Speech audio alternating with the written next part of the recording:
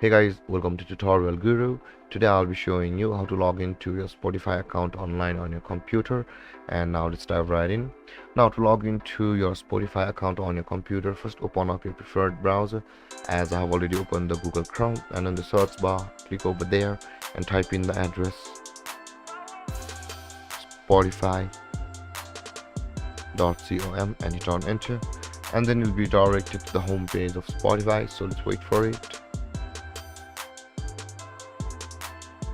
And now over here guys, we are on the home page of Spotify. Now in order to log into your Spotify account from over here, at the top right corner of the screen you can see the login button available for us. Click on that, and over here guys you can see the automated login process and the email password login process. If you want to automated login, click on either of these three buttons, which is the continue with Google, Facebook or Apple. If you click on either of these three buttons, login page to your Google, Facebook or Apple will open, and if you log into your respective accounts, you will also be logged into your Spotify account with your Google or Facebook or Apple, whichever you choose.